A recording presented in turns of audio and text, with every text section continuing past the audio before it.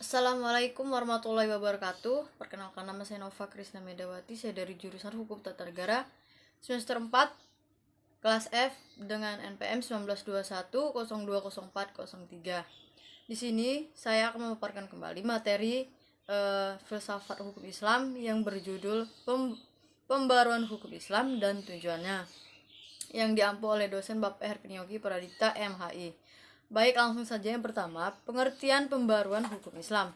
Nah, pembaruan hukum Islam terdiri dari dua kata, yaitu pembaruan, yang berarti modernisasi atau sesuatu upaya yang dilakukan untuk mengadakan atau menciptakan suatu yang baru.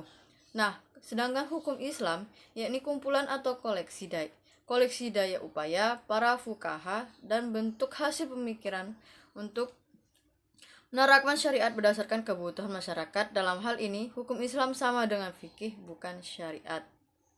Nah, pembaruan hukum Islam berarti gerakan ijtihad untuk menetapkan ketentuan hukum yang mampu menjawab permasalahan dan perkembangan baru yang ditimbulkan oleh kemajuan ilmu pengetahuan dan teknologi modern, baik menetapkan hukum terhadap masalah baru untuk menggantikan ketentuan hukum lama yang tidak sesuai lagi dengan keadaan dan kemaslahatan manusia masa sekarang.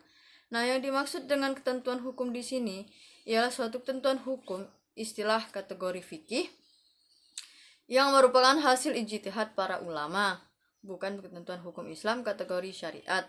Nah, pengertian ijtihad merupakan salah satu wacana dalam pembaruan. Secara terminologi, ijtihad adalah mengerahkan seluruh kemampuan dan usaha dalam mencari hukum syariat. Kata ijtihad hanya digunakan pada usaha yang memerlukan pengerahan tenaga semaksimal mungkin demi sebuah tujuan. Nah, pembaruan juga dapat dilakukan dengan usaha-usaha pentahkian. Dengan usaha pentahkian ini akan terlihat keaslian dan kemurnian ajaran Islam. Cara ini lebih mudah dibandingkan dengan ijtihad, meskipun cara ini berulang kali termasuk dalam wilayah ijtihad. Dikatakan lebih mudah karena hanya mengoreksi sebuah pendapat, akan lebih mudah lagi bila kita memiliki fasilitas di atas. Gerakan mendobrak taklid dan menghidupkan kembali ijtihad untuk membangunkan hukum Islam disebut gerakan pembaruan hukum Islam, sebab gerakan itu untuk menetapkan ketentuan hukum yang mampu menjawab permasalahan dan perkembangan baru yang ditimbulkan oleh kemajuan ilmu pengetahuan dan teknologi modern. Nah, menetapkan ketentuan hukum yang mampu menjawab permasalahan dan perkembangan baru itu mengandung dua unsur. Yang pertama, menetapkan hukum terhadap masalah-masalah baru yang belum ada ketentuan hukumnya seperti bayi tabung. Nah, yang kedua, menetapkan atau mencari ketentuan hukum baru bagi suatu yang sudah ada ketentuan hukumnya tetapi tidak sesuai lagi dengan keadaan dan kemaslahatan manusia masa sekarang.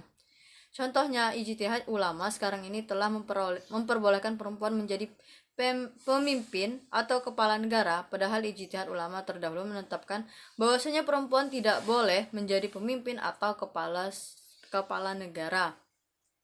Nah, tujuan pembaruan hukum Islam ini, pembaruan hukum Islam merupakan suatu keharusan, bahkan kewajiban yang mutlak. Pembaruan atau modernisasi berarti berpikir dan bekerja menurut fitrah atau sunatullah yang hak.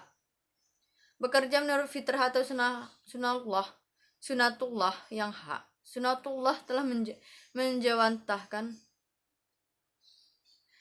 mengejawantahkan dirinya dalam hukum alam, maka untuk menjadi modern manusia harus mengerti terlebih dahulu hukum yang berlaku dalam alam itu.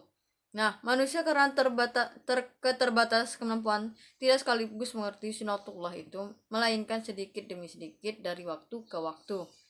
Nah, sejak awal hukum Islam sebenarnya tidak memiliki tujuan lain tetapi kecuali kemaslahatan atau keadilan manusia.